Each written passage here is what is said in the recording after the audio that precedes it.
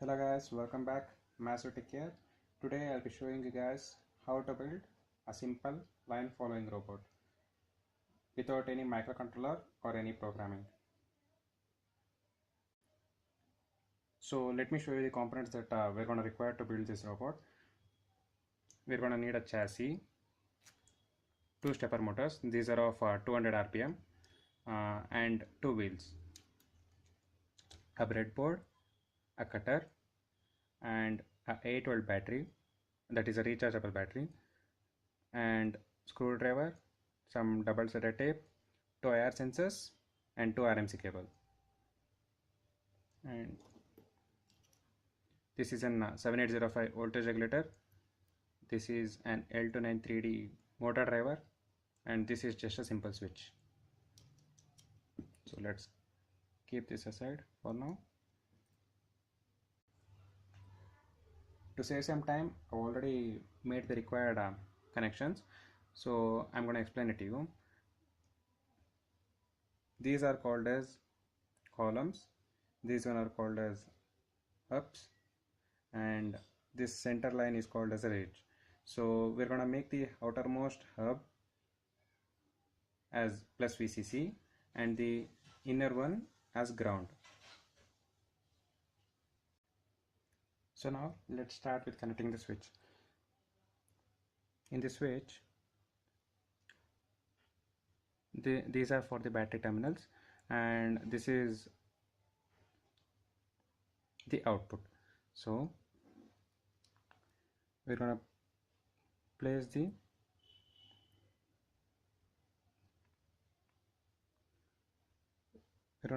switch just like this. We are giving a negative volts to the negative ground to minus, and we are taking the positive output and we will feed it to the voltage regulator. And in the voltage regulator, if you keep it like this, the rightmost will be the output, the leftmost will be the input, and the middle one will be the ground. So I'm going to place it in this way. So this is the input, this one is the output, and this is the ground.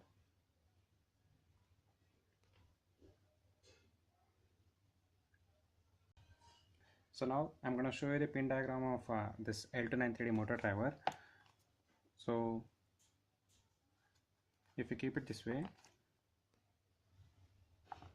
the pin number 4, 5, 12, 13 are ground, pin number 9 and 1 are enable 1, enable 2 respectively, then pin number 16 and 8 are VSS and VS, then pin number 7, 10 and 2, 15 are inputs, and 3, 14, 6, 11 are outputs. I have placed it exactly as in the figures. You can see the middle, these two are the grounds, which are indicated by black wires. This one is enable and this one is enable 2. This is the VS and this is VSS. Then I'm going to connect the input from the IR sensors now.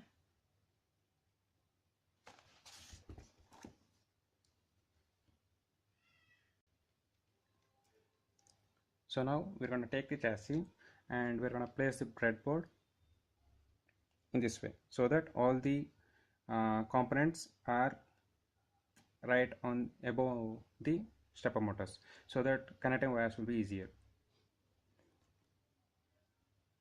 Then we're going to take the IR sensors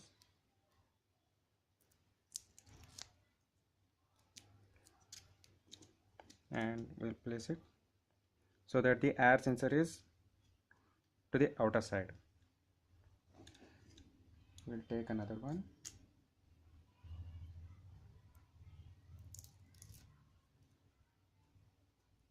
and we'll place it just like this.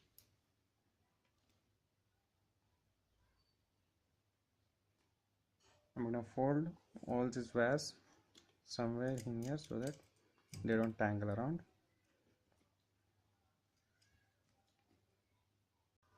So now we're going to connect the IR sensors and the motors, As you know, motor is an output, so we're going to connect it to 3 and 14 or 6 and 11, and IR sensors are the input, so 215 or 710, whichever of your choice. So we'll first connect the stepper motors. So outputs are just above the ground, so I'm gonna place one positive here and the negative one here. Then this is from the second motor. I'm gonna give the ground,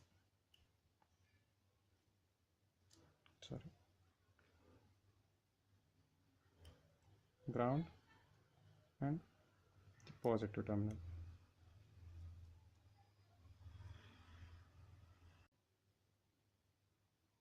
Now I'm going to connect the IR sensor. For IR sensor there are three terminals.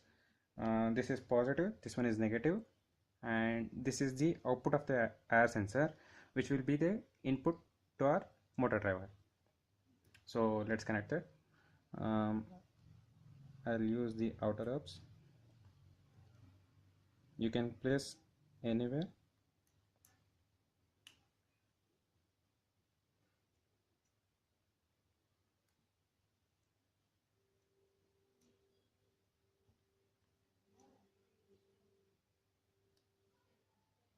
So now this will go just above the motor output.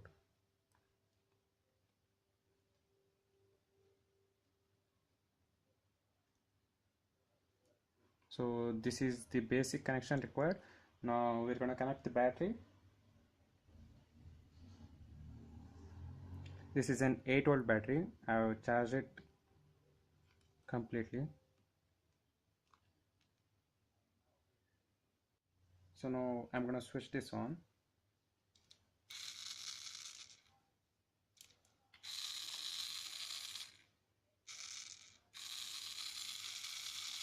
So as you can see, this motor is rotating in the backward direction. So I'm going to interchange the terminals of this one.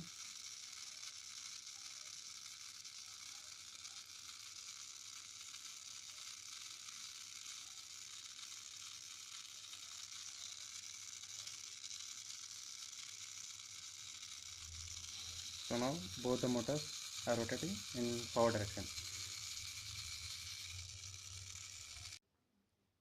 So now let me explain it to you how a IR sensor works.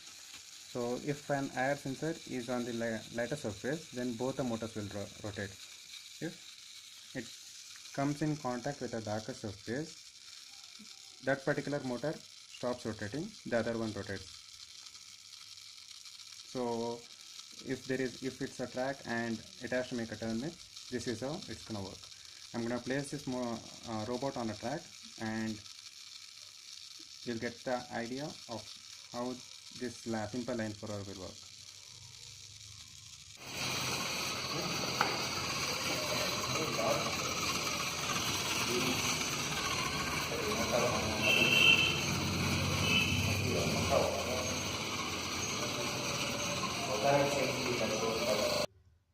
So as you guys saw, if the IR sensor came in contact with a black surface, that is a black line, that particular motor would stop rotating and the other one would rotate and it would make the turn.